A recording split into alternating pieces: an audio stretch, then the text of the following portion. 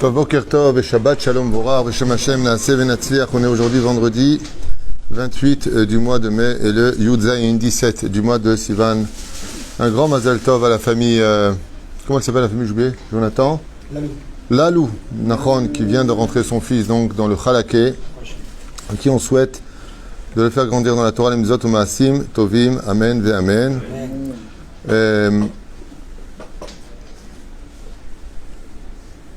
Shiur acheté ce matin, Bezrat Hashem Itbarach, par Jackie Ben Zakoun pour la réfoua shlema urgente de Judith Yehudit Bat Fani Frecha et Haïm Nissim Ben Léa, ainsi que Kol Chole Israël Bechol Atar Vatar ou Bichlalam. On pensera à Moratim Yakdosha Vataora Sarah Taralia Bat Efrat Miriam, Yana Ben Esther, René Machlouf Ben Sarah, Chaya Ruchama Esther Bat Rivka Ben Simon Julo Ben Yasmin Yadon Ramo Robin Amos Abraham Chaim Ben Malka Uriel Rivka Chaya Bat Esther Baruch Ben Ruth Sofan Benyamin Lelel Ben Martin Esther Ufren Hashem Atov Asher Ben Moshe Jami וכל אחד ואחד מהם ולאלף אלפי הבדלים לעילוי נשמת כל מתי ישראל בכללם ז'ור של אליהו בן שמחה אליס שני בת פינג'ה ג'וני שמחה בת לולה יהודה סידה בן אליהו סייד ג'רר גרוליק חיים אהרון יוסף בן אסתר יוסף בן רחל בגד שירה חיה בת איוון מסעודה מרים בת שמחה זרבי מישל שמחה בת אסתר דוד אלי ברוך בן מרסל מיכל שרה בת חנין הדדה מסעודה בת אסתר ששון אסתר בת אסתר הלוי עמרן בן יעקב Azoulay Alehem Shalom. On parlera ce matin, avec l'aide d'Hachem, d'un des sujets pour lesquels la Torah nous a été donnée selon plusieurs commentateurs de la Torah. Entre autres, la Torah nous a été donnée pour que le peuple d'Israël puisse travailler sa mida naturelle, c'est l'humilité, comme ça le dit Rabbi Eliezer Papo, que la raison pour laquelle le peuple d'Israël a été choisi, c'est pour l'humilité. Et quand on revient sur le côté historique de chaque grand leader du peuple d'Israël, Akadosh Baruch Hu, en général, quand il s'agit des forces du bien, donne toujours la primauté à celui qui est le plus humble. On pose la question, pourquoi est-ce que c'est Rabbi Yosef Karo qui a écrit le Shulchan Aruch et pas son oncle? Yitzhak Karo qui avait le même niveau que lui en Torah. Pourquoi David Amelech alav shalom a-t-il été élu alors que son frère aîné Elia était quelqu'un qui était digne d'être roi d'Israël?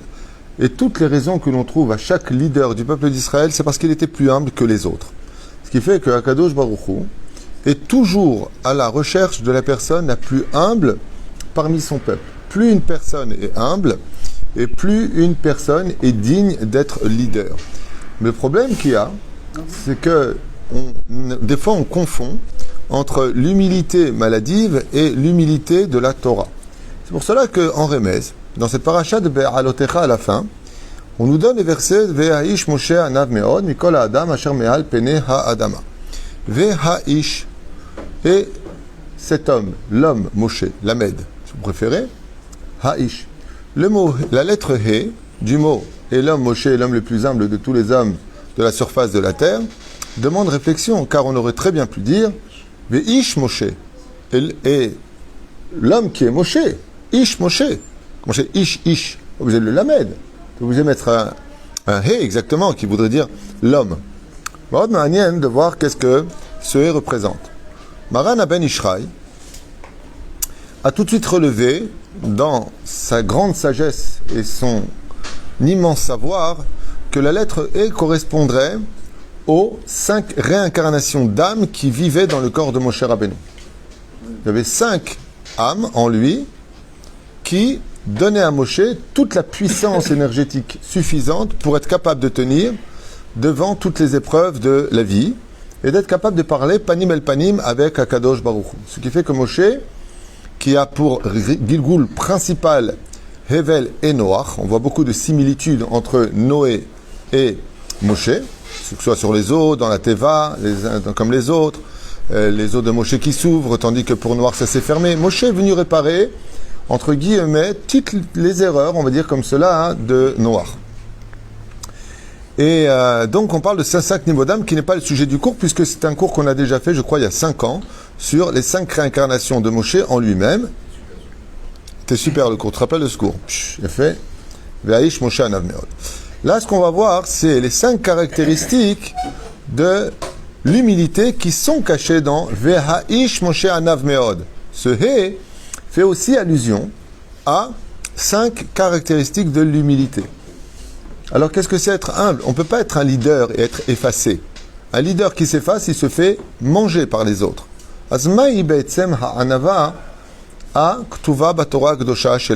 Qu'est-ce que c'est réellement l'humilité? Est-ce que c'est de se laisser marcher dessus, de se laisser crier dessus, de ne pas réagir, de laisser la chutzpah des autres t'avaler tout cru? Tel que nos chachamim l'ont expliqué dans plusieurs chefs-d'œuvre de leurs livres, pour nous faire comprendre qu'est-ce qu'un leader qui doit être humble. Et il est très difficile à émettre d'être le roi David et d'avoir une humilité semblable à celle de Moshe Rabbeinu. De voir Hillel Hazaken et d'être le prince de la Torah et de rester quelqu'un de très humble, c'est très compliqué. Alors, ce que je vous ai noté ici, c'est les 5 caractéristiques de He, Veha'ish Moshe.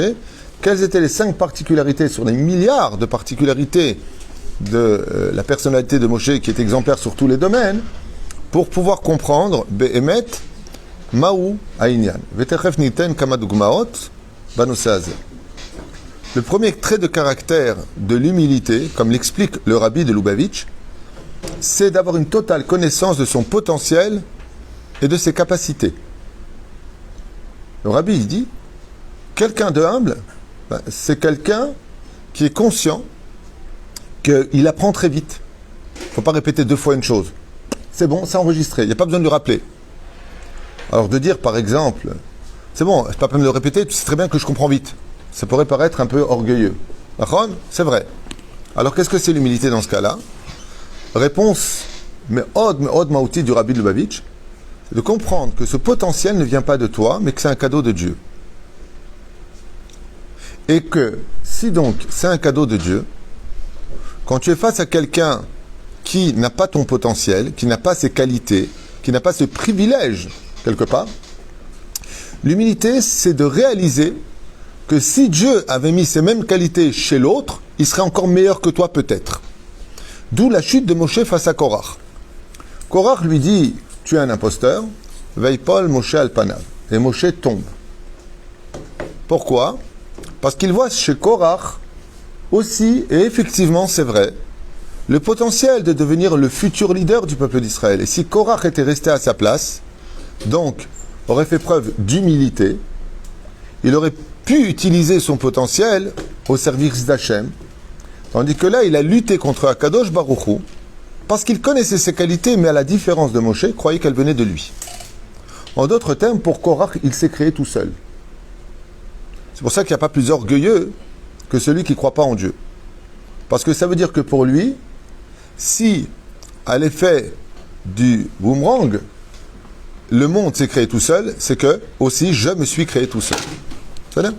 Donc faire très attention à cela, c'est le premier niveau, c'est-à-dire que quelqu'un qui est un très bon violoniste, c'est pas de l'orgueil de dire je suis considéré comme étant un des meilleurs violonistes s'il est pris par exemple pour une soirée. Est-ce que vous savez jouer? Mais vous savez, j'ai une réputation mondiale. Ouais, sois humble, mais c'est la vérité. J'ai rien dit de mal. Alors où va se placer l'humilité? L'humilité, c'est de savoir que Dieu m'a donné un don.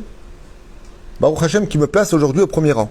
Changer la phrase où toujours il y a grâce à Dieu. C'est grâce à lui que j'ai les choses. Et on le voit.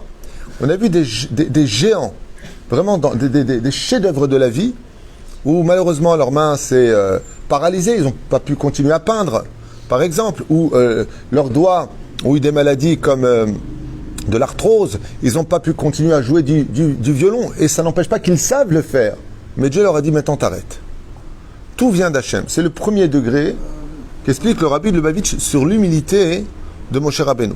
Ani yodea la'asot, aval biglal she'Hashem chanan li chesed atzum bashamayim. C'est là. Comme une personne qui dirait « Ah, ça a marché, ma prière a été reçue ». Dans le monde d'en haut, c'est considéré comme de l'orgueil de parler comme ça. « Vas-y, ma prière t'a sauvé. » En davar kazé. Et là, Omrim Chazal, que la personne doit dire « Grâce à la bonté d'Hachem, il a reçu ma prière. » C'est lui qui a reçu ma prière. C'est pas moi qui ai cassé les portes avec ma prière. C'est Hachem, dans sa grande miséricorde, qui a accédé à ma demande. Alors j'ai eu mon rôle à jouer, j'ai prié. Ah bah, c'est Hachem qui fait les choses. Mais de dire, ah ça y est, tu as trouvé du travail? Ah, Baruch Hashem, j'ai prié pour toi, ça a marché. En Brim Chazal, c'est Gahava, ça c'est de l'orgueil. Dieu, il te dit, pourquoi je te dois quelque chose, moi? Parce que toi tu parles, moi je dois écouter. Alors tu veux que j'écoute aussi toutes les bêtises que tu as dit et que tu veux que ça se réalise? Elle a fait attention. Mishum Shakadosh Baruchu, comme c'est Hachem qui te donne ce chesed d'écouter ta prière. Tu dois comprendre qu'il y a une provenance qui est venue vers toi, Mishum Chesed Gadol. Et que très souvent d'ailleurs, ce genre de choses, quand on est très orgueilleux et imbu de soi, eh bien ça peut mener l'homme très souvent à orienter malheureusement ce que l'on fait vers la mauvaise direction. Ça veut dire qu'à mauvaise séance, Bassof, on peut être un très bon violoniste romantique et puis tromper sa femme ou être dégradant dans son comportement. Et tout ça, ça vient du fait qu'on n'est pas conscient que c'est Dieu qui nous a donné ce potentiel d'être né avec cela. D'ailleurs, j'avais vu une émission il y a longtemps de cela, d'un enfant qui est né pianiste. À l'âge de 2 ans, il jouait parfaitement du piano. Et plus que ça encore, bon, c'est devenu un maestro, d'accord ? Et personne n'a compris d'où venait ce don naturel. Hatshebasov, Midbarer, quand il grandit, qu'il dit à ses parents qu'il était allemand et qu'il a vécu dans telle ville, dans les années Intel, qu'il se rappelle qu'il n'était pas habillé comme aujourd'hui. Ils ont fait une enquête et tout ce qu'a dit l'enfant à 5 ans, effectivement, il y avait un très très grand pianiste qui avait vécu en Allemagne. Tous les renseignements qu'il avait donnés sont exacts et c'était un très très très grand pianiste à l'époque. Donc on voit qu'il y a aussi des notions de réincarnation. Donc le mec il dit, t'as vu comment il joue, waouh, je suis une bombe. Non, tu corresponds à une réincarnation où tu redémarres quelque chose dans ta vie. Ve'aish Moshe qui rejoint la réincarnation des 5 âmes qui sont en lui et le potentiel qu'il est venu réparer. Donc Moshe doit faire preuve d'un énorme gain d'humilité parce qu'il est venu réparer Evel qui a fait preuve de orgueil en regardant Dieu prendre son korban. Donc oui, il doit travailler son humilité plus que les autres et Dieu va l'aider en cela parce qu'il le demande. L'homme est emmené là où il veut aller. Deuxième point, de l'humilité. Le deuxième point n'est pas négligé du tout. Imaginez que vous êtes un homme jeté en prison par Yitro, que vous êtes berger de moutons, ça sent pas spécialement bon, et puis d'un coup, Dieu vous parle. Dieu vous parle. Moshe, Moshe, oui Seigneur, tu es le libérateur, tu es le Mashiach. Wallah, Ma'anien. Tu vas chercher le peuple, et tu mets une traha à la plus grande puissance impérialiste mondiale de cette époque, l'Égypte. Et là, non, ça c'est la guerre des étoiles. Résultat, tu mets par terre l'Égypte. Tu sors, tu ouvres la mer en 12 ponts, tu fais descendre la manne. Tu fais sortir l'eau du puits de Myriam. Tu as la nuée de gloire. Dieu t'appelle, imagine, excuse-moi à l'instant, mais imagine, je te parle, et je te dis comment je t'appelle, toi? Tu vois tout de suite, dans tout ce qui est politique, dès qu'on peut prendre une photo avec quelqu'un d'important, ou que tu as un restaurant, tu as un grand chanteur qui vient, tu peux être certain que cette photo sera sur le mur pour montrer, regardez qui a mangé chez moi. Bon, c'est une pub, je ne critique pas l'acte en lui-même. Mais Moshe Rabbeinu alav shalom n'a pas changé. Chaque fois qu'il y a le dédoublement du nom de Moshe, Moshe, Moshe, Avraham, Avraham, Yaakov, Yaakov. Pourquoi? Il y a une répétition du mot. La Torah vient à Edgish que Moshe est resté le même avant que je lui parle qu'une fois que je lui ai parlé. Et ça, je vous dis franchement, personne ne peut comprendre ce niveau-là. Pourquoi? Parce que ça ne vous est pas arrivé. On ne peut pas comprendre une chose aussi grandiose que cela. Imaginez que personne n'est au courant, mais que c'est vous qui avez acheté tout le quartier de City, c'est à vous. Tout le monde vous loue vos appartements et vos boutiques, c'est à vous. Et on vous traite comme un moins que rien dans votre propre quartier. Je peux vous affirmer que vous allez très vite, au bout d'un moment, mettre... bon, regarde, jusqu'à maintenant, j'étais patient avec toi. Hein, tu peux monter et descendre, ne serait-ce que quand c'est ta propre... vie, quand tu réussis quelque chose, quand tu as ta voiture, attention, c'est normal, mais tu n'es pas le même. On le voit déjà dans le comportement avec les habits. On ne se comporte pas physiquement normalement quand on porte, de la même façon quand on porte un pantalon à pince classe et un jeans troué, tu n'as pas le même comportement. Les événements peuvent te changer parce que si par exemple tu deviens ne serait-ce que le chauffeur du Rav Kanievski chez Badel Chaim Arukin, tu es le chauffeur. Ce qui sait, lui, c'est le chauffeur. Ah bon, alors tu veux... D'ailleurs, je vois un truc qui est très marrant. Tu rencontres un informaticien. Tu dis, ah, j'ai un problème dans mon ordinateur. Tu rencontres un dentiste, effectivement, un médecin. Tu lui parles des problèmes médicaux. Tu rencontres un Tunisien, tu lui parles de Praïla. Tu rencontres un...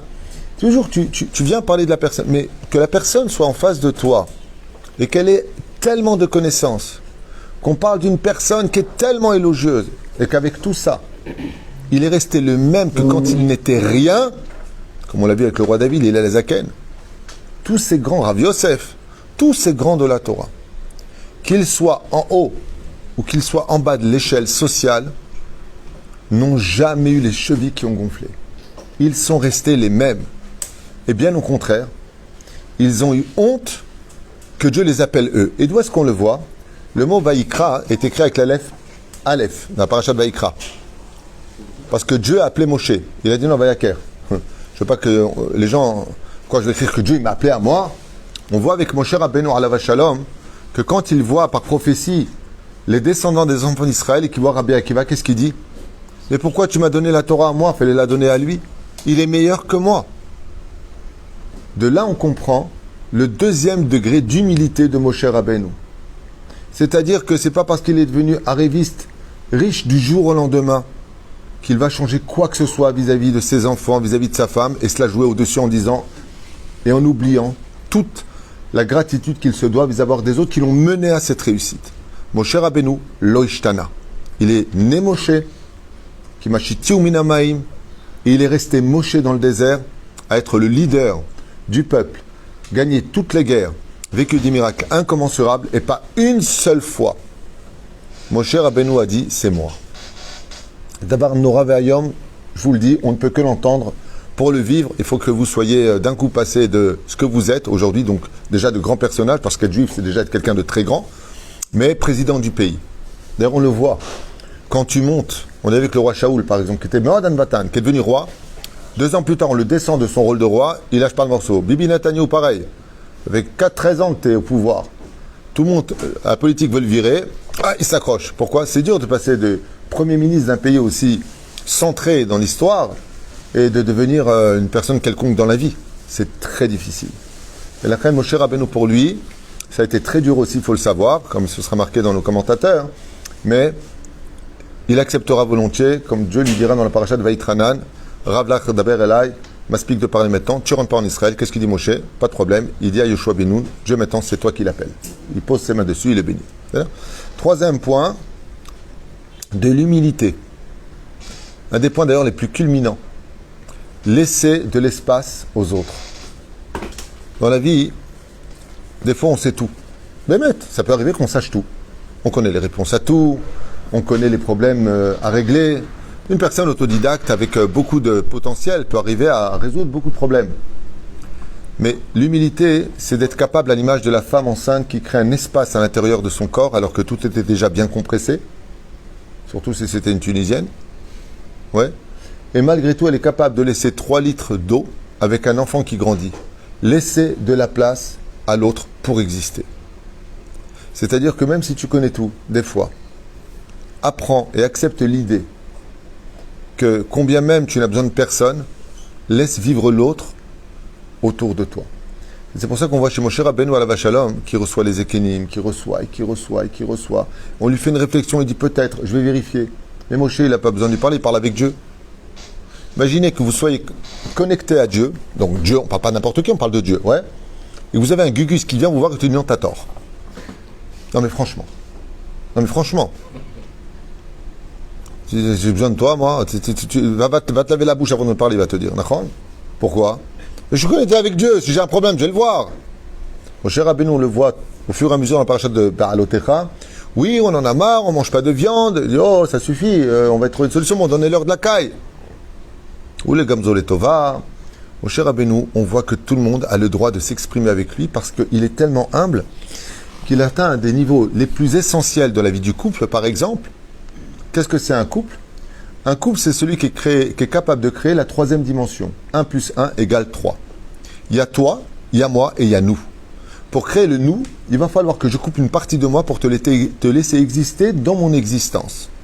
Même si j'ai mes principes fondamentaux, même si je pense que les choses doivent se réaliser comme moi je le pense, même si je sais qu'à pied à la tu dois quand même m'écouter parce que je suis le mari, je vais prendre une partie de moi de 50%, la retirer de mon existence parce que toi aussi tu as besoin de venir dans mon existence. Mais toi tu vas prendre aussi, pas toute ton entité, la moitié de ton entité. Ce qui fait qu'avant le mariage, il y a toi et moi, et après le mariage, il n'y a plus toi et moi, il y a nous. Et s'il y a nous, vous savez, quand tu rentres dans un endroit où il y a une place qui est un peu large, ça c'est avant le mariage. Et puis d'un coup, tu as ta femme qui arrive et elle s'assoit près de toi. Mais seulement, il n'y a pas assez de place. Qu'est-ce que tu fais? Tu lui fais de la place. Le fait de lui créer de la place, ça devient une place pour deux. Ça, c'est la kavana viou le basar echad. Quand on est capable de laisser de la place à l'autre pour exister, pour s'exprimer, pour dire ce qu'il a à dire. Ok, il ne pense pas comme toi. L'humilité, c'est pas spécialement d'être d'accord en disant comme certains le comprendraient, il est humble. Oui, chérie, bien chérie. Non, je suis que poussière. Vas-y, crache-moi dessus. Non. Ça, c'est bon pour l'hôpital psychiatrique. Mais par exemple, de rester sur ses positions, de ne pas être d'accord, la malo, si tu as raison. Pourquoi tu veux changer? Si tu as raison, reste, c'est là, prouve. Apporte tes arguments, parle. Mais pour parler avec l'autre, c'est pas un monologue, c'est un dialogue. Donc, laisse l'autre s'exprimer. Comme on dit souvent, le chacham, c'est celui qui coupe pas la parole à l'autre. Et nous, qu'est-ce qu'on fait très souvent? Oh, écoute, c'est bon, j'ai compris. De toute façon, on ne peut pas parler avec toi. Et qui t'a dit qu'on pouvait parler avec toi? Qui ne te dit pas que tu juges l'autre d'après toi-même? Pourquoi tu dis que l'autre il a une tâche et que toi tu n'as pas de tâche? Le cher Rabbeinu, c'est quelqu'un qui nous apprend dans son énorme humilité de laisser toujours de l'espace à l'autre pour exister. Tu as besoin d'exister, tu as besoin de... Qu'est-ce qui se passe? Exprimer, exister. C'est exprimer, exister, c'est pareil. Exister. Ta femme, par exemple, elle n'est pas d'accord avec le fait que tu ailles à tel endroit. Ça peut très bien se résoudre avec je fais ce que je veux, j'y vais, t'es pas contente, c'est pareil. Là, tu viens de rater la porte de l'humilité. La porte de l'humilité, c'est, d'abord et avant tout, je suis pas bien de savoir que tu veux pas que j'y aille, parce que peut-être que t'as pas envie de rester seul, pourtant tu m'avais dit que c'était ok, peut-être tu restes avec tes parents, je sais pas. Mais d'écouter les arguments, pourquoi tu ne veux pas que j'y aille, qu'est-ce qui te dérange dans cette histoire? C'est ça de l'humilité. C'est agréable de parler avec quelqu'un qui aime, parce que, comme j'avais parlé une fois avec mon ami Moshe ici présent, on avait parlé d'un petit problème à résoudre, et ce que j'avais le plus aimé chez lui, c'est qu'il prenait en compte l'existence et l'opinion des autres. Et donc il est venu me voir pour qu'on résout le problème, et d'ailleurs c'est résolu le problème. Et il s'est résolu. Baruch Hashem. Donc les conseils ont marché grâce à Dieu. Et car ayut trim la sotet varim. Moi chez Maod Afti, ce que j'ai vraiment aimé, c'est ta compassion pour l'existence de l'autre. Oui, mais ça dérange telle personne. Oui, mais de l'autre côté, ça va aussi le déranger. Hein? Bon, c'est pas facile. Tu connais l'histoire du Rav qui voulait arranger tout le monde. Un jour, il y a deux mecs qui viennent le voir en lui disant « Godarav, il m'a volé de l'argent, chacun s'explique. » Alors il dit à celui de gauche « Tu as raison. » Il dit à celui de droite, quand il l'a entendu, il lui a dit « Tu as raison. » Alors sa femme, elle arrive, elle dit « Il ne peut pas avoir tous les deux raison. » Il lui dit « Toi aussi, tu as raison. » On ne peut pas argumenter et gagner un combat du dialogue, c'est pas de l'orgueil, c'est de la sagesse. C'est comme ça que le Talmud s'est constitué. C'est comme ça que la halakha est sortie. Oui, mais si tu dis comme ça, alors comment tu peux répondre comme ça? Puisque la Mishnah, elle dit comme ça, et la Braïta, elle dit autrement. Non. Le dialogue est très important, à la condition où il n'est pas monologue. Quatrième, c'est celui qui connaît sa place dans la société. C'est pas simplement qu'il connaît son potentiel, comme la première explication, mais il connaît sa place.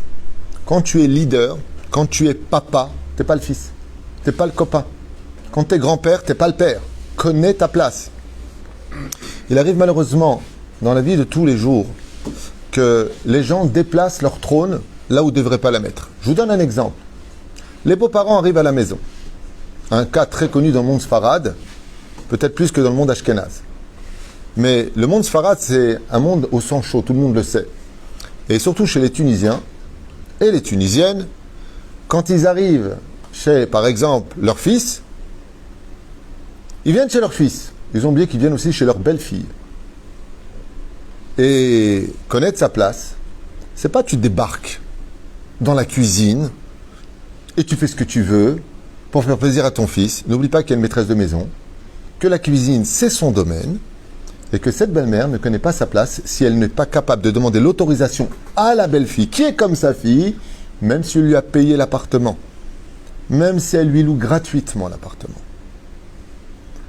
Connais ta place. quand tu viens chez ton fils, tu n'es pas chez toi. Tu poses des questions. Comme une fois, c'est mignon. Il y a comme ça une maman qui rentre juste vendredi un peu en retard et son fils adore le boulot. Vous savez que pour faire du boulot, c'est du boulot. Hein? Et donc, la maman qui est remplie d'une bonne volonté, qui est toujours prête à tout donner, une femme merveilleuse. Elle dit, Wali, il n'y a pas de boulot pour Shabbat. Attends, je vais en faire tout de suite. Ce qu'elle ne savait pas, c'est que la maîtresse de maison venait de finir bric-brac toute la maison. Et les Tunisiens, quand ils font le boulot, alors, ils prennent le marbre, ils mettent de l'huile dessus, ils mettent de l'huile sur le marbre. Hein. Après, il étale, oui, on n'a pas le temps, il faut aller vite. Ouais. Il a pourri en 2 secondes la cuisine. Bien entendu, la femme était outrée en disant à son mari Zélo Besséder, et donc ils sont venus me voir pour me parler de ça. Et j'ai expliqué que malgré la bonne volonté de la maman, elle a commis une grave erreur. Demande la permission. Alors, les Tunisiens vont dire, qu'est-ce que j'ai fait de mal? Qu'est-ce qu'il y a? Parce que j'ai sali un petit peu. Voilà, tu nettoies, demande une éponge. Elle a pris l'éponge, il y avait de l'huile dessus. Elle a nettoyé l'huile avec l'huile. Bon, c'est pas le cas de tout le monde, mais là, dans ce cas-là, c'est ce que m'a expliqué la belle-fille. Elle me dit, en plus de ça, elle veut nettoyer, elle m'a encore plus pourri la cuisine. Juste avant l'entrée de Shabbat, je suis fatigué, j'ai accouché il n'y a pas longtemps. Rabotai, la kir et mekomcha. Des fois, tu as un technicien, ou tu as même un mariage. C'est vraiment. Des fois, je fais des choupotes, donc je remplis la ktouba. Et les témoins qui viennent sont aussi des raves qui peuvent marier, ils ont la théouda de marieur. Il y en a toujours un qui se la ramène. À la fin, je regarde avec humilité, je lui dis, tu sais, ça fait juste 25 ans que je marie. Betamar Abadmout, Rachid et Israël. Ken, comme par exemple, qu'est-ce qui m'a sorti? Il m'a dit, non, mais pas, mais avec, je sais pas de quoi il se mêle, déjà à la base. Il me dit, mettez pas, altassim me'avecha d'elef shkalim, sim dollarim. J'ai regardé comme ça, je lui dis, dollar gematria Amalek. Je veux pas mettre dollar. Ouais, mais le dollar, il est yatsiv. Mais attends, mais t'arrêves. Je te demandais quelle heure il était, je te demandais quelque chose. Zechoser Anava. Je me souviens qu'une fois, j'étais moi-même témoin à un mariage, ils avaient apporté une ketouba qui avait été faite à la main. Donc moi, j'étais en tant que témoin, et non pas rave marieur. Je vais faire une dracha. Je regarde la ketouba, je me lève vérifier quelque chose, je reviens, je dis, il y a 3 erreurs dans la ketouba, cette ketouba n'est pas valable. Attends, je le dis à qui? Ben, Anava, la tête en bas, dans l'oreille du rave qui marie. Qui lui, par contre, ne me semblait pas être très au courant du seder d'une ketouba, et qui me regarde comme ça, s'il met toi de tes affaires. Avalzechamour. Ni le lieu était valable, ni le nom tel qu'il avait été écrit est valable. Donc le sofer qui a écrit parce qu'elle était pratiquement faite, et ainsi de suite. Et là comment Dieu fait les choses.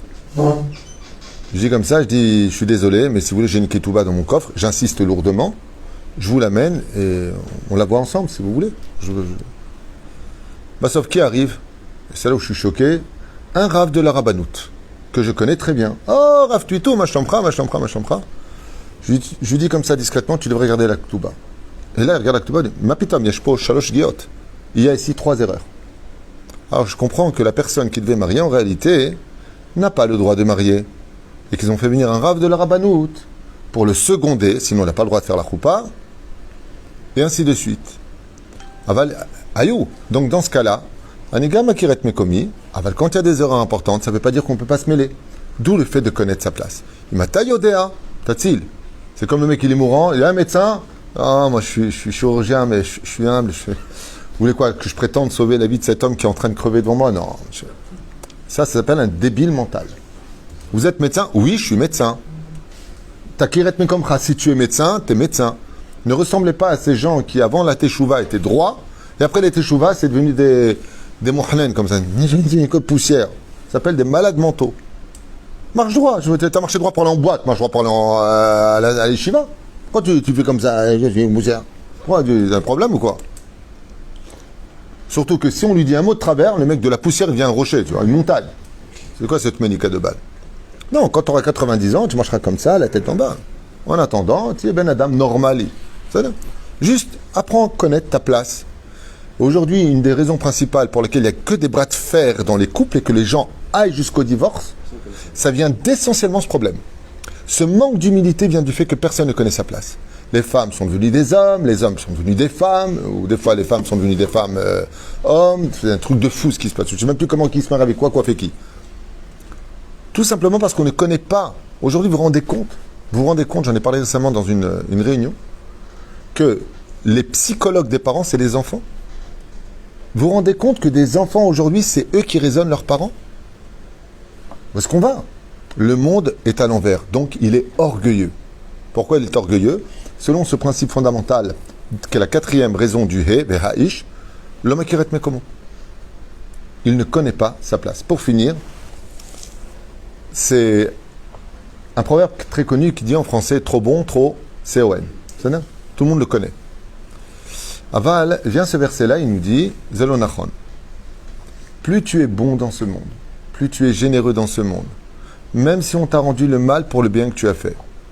Ce n'est pas la chrétienté, si on te donne du gif, tu te donnes le trou, ça n'a rien à voir avec ça.